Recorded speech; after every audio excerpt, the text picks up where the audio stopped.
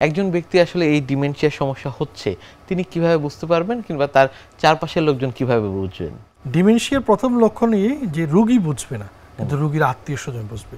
যদি কোনো রোগী এসে আমাদেরকে বলে যে সে ভুলে যাচ্ছে, নিশ্চিত থাকেন যে এটি ডিমেনশিয়া না। কারণ ডিমেনশিয়া রোগী যে ভুলে যাচ্ছে সে নিজে কিন্তু অত বেশি টের পাবে না, বরং সে আরও অ্যাগ্রেসিভ হয়ে যাবে। সে বলবে যে আমার সব মনে থাকে, ওরাই ভুল বলছে। এবং ডিমেনশিয়া রোগীর যে আচরণগত চেঞ্জ থাকে, শুধু যে সে ভুলে যাবে তা কিন্তু না, তার আচরণগত চেঞ্জ থাকবে।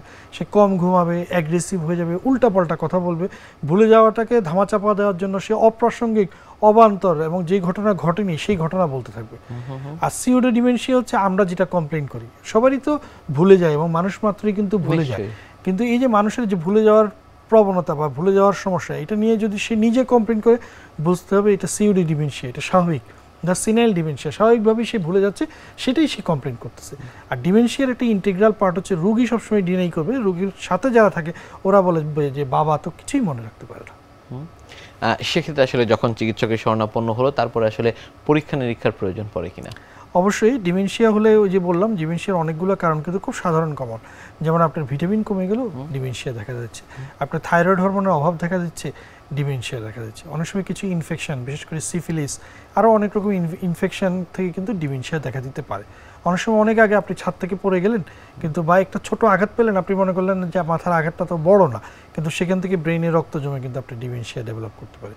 তো এগুলো রিকগনাইজ করার জন্য আপনাকে থাইরয়েড টেস্ট করতে হবে, ব্লাড সুগার দেখতে হবে, আপনাকে দেখতে হবে যে আপনার ভিটামিনগুলো কম কিনা, এগুলো আপনাকে অ্যানালাইসিস করে দেখতে হবে।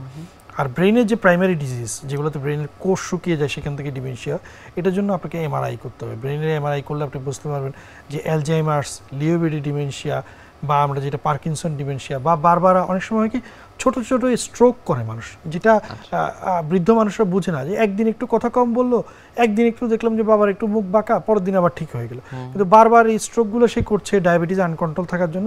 তারপরে একসময় গিয়ে দেখা যাচ্ছে যে বাবার তো আসলে মনে থাকে না এবং বাবার তো স্মৃতিশক্তি কমে যাচ্ছে।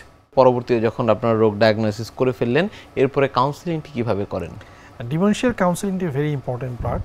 কারণ ডিমেনশিয়ার রোগীর তো শুধু যে স্মৃতিশক্তি কমে যায় তা না, তার ঘুমের সমস্যা হয়, আচরণগত সমস্যা হয়, অনেক সময় সারা রাত বসে থাকে, দিনের বেলা ঘুমায়।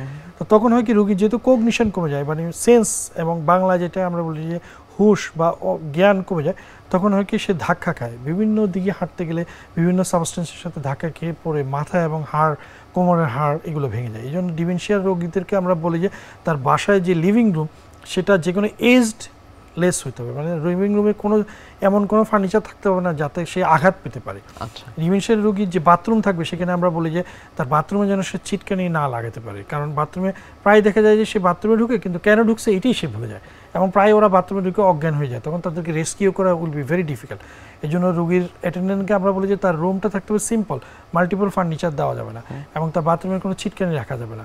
এবং তার দিকে নজর রাখতে হবে, সে যেন প্রায় ডিমেনশিয়া রোগীরা বাসা থেকে বের হয়ে যায় এবং সে কোথা থেকে আসছে এটা তার মনে থাকে না, তখন কিন্তু হারিয়ে যায় এবং খুঁজে পাওয়া যায় না, এই ধরনের দুর্ঘটনা ঘটে। এদেরকে একটু মনিটরিংয়ে রাখতে হয়। এগুলো হচ্ছে